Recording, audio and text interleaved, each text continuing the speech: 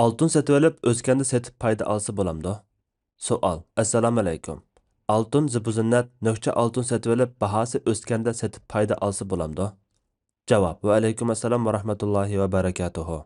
Barliq hamd sanolar Janobi Allohga bo'lsin. Durud va salomlar payg'ambarimizga, u zotning oila tavobatlariga, ashablariga va u zotga toki qiyomatgacha ergashganlarga bo'lsin.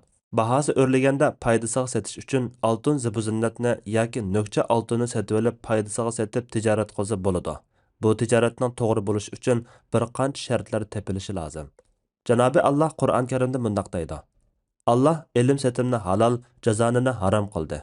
Baqara surasi 275-oyat. Faqatla aranglarda qilishgan qo'lma-qo'l savdo bo'lib qolsa. Baqara surasi 282-oyat. Ey iman etqanlar, bir-biringlarning mollarini o'zaro nahaq yo'l bilan yevolmanglar. Faqatla sizlar o'zaro rozi bo'lib qilishgan tijorat buning sirtida. Nisa surasi 29-oyat. Abu Bakr radhiyallohu anhuning o'g'li Abdurrahman otasi Abu Bakr radhiyallohu anhudan rivoyat qiladi-ki, Rasululloh sallallohu alayhi vasallam oltinni oltinga tang barobar bo'lmasa sotmanglar. Kumushni kumushga tang barobar bo'lmasa sotmanglar. Oltinni kumushga, kumushni oltinga xohlaganlarcha sotinglar degan. Malik ibn Avs aytadi: "Men 100 tillarni tangiga almashtirmoqchi bo'lgan edim. Talha ibn Ubaydullah radhiyallohu anhu meni chaqirdi. Shuning bilan ikkimiz so'zlashdik.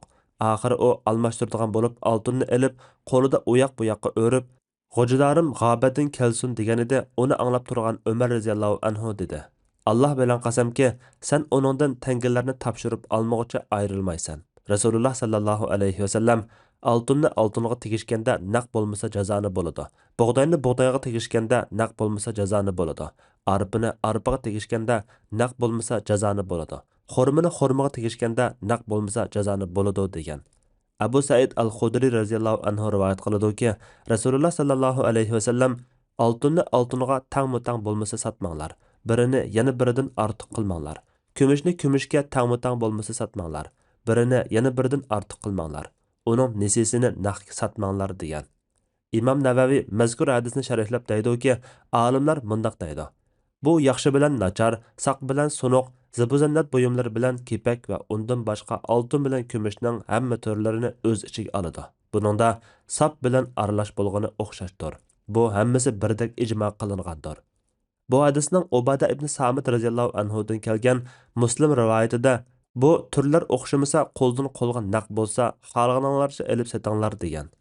Abu Minhal rivoyat qilib deydi-ki, men Bara ibn Azib radhiyallohu anhuma bilan Zayd ibn Arqam radhiyallohu anhudan sarrafchilik tijorati to'g'riliq so'rasam, ikkisi javobini mendan yaxshi biladi deb bir-biriga ittirishib, oxiri Rasululloh sallallohu alayhi vasallam oltinni kumushga nisi setishdan to'sqan deb javob berishdi. Abu Bakr radhiyallohu anhu rivoyat qiladi-ki, Rasululloh sallallohu alayhi vasallam kumushni kumushga, oltinni oltinga tang-mutang bo'lmasa setishdan to'sqan. Yana bizni oltinni kumushga xohlagancha setib olishga, kumushni oltinga xohlagancha setib olishga buyurgan.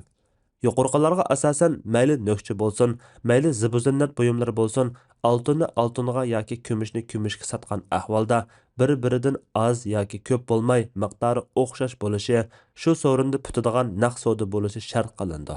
Bu ikki shart topilmasa, savdo to'g'ri bo'lmaydi. Yuqorqi hadislarda Rasululloh sallallohu alayhi vasallam buni aniq bayon qilgan. Persentde süpti o'xshash bo'lmasa-mu, bu ikki shart tepilishi lozim. Oltin zibuzinnatga yoki nökçe oltinni oltin zibuzinnatga almashtirishga to'g'ri kelgan ahvolda qo'lidagi oltinni setib, ondan uning puliga xohlagan oltinni setib olish kerak.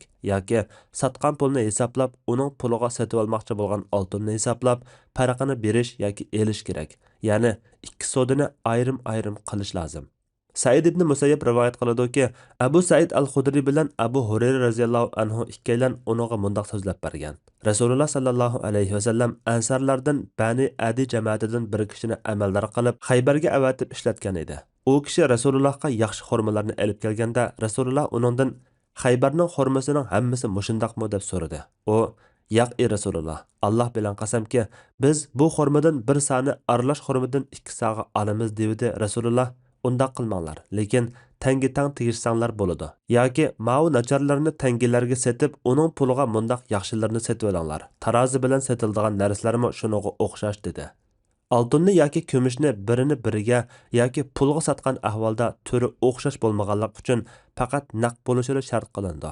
Nisi setishga bo'lmaydi, lekin biri-biridan ortiq yoki kam bo'lsa bo'ladi. Bunimi yuqorqi hadislarda Rasululloh sallallohu alayhi vasallam aniq bayon qilgan. Shunga oltinni pulga sotgan ahvolda pul bilan oltin shu so'rinda topshirilishi kechiktirilmasligi shart.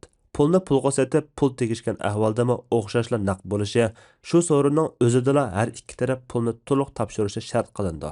Bu ahvolda pulning yoki oltinning hammasi yoki bir qismi nasi bo'lib kechiktirilsa to'g'ri bo'lmaydi.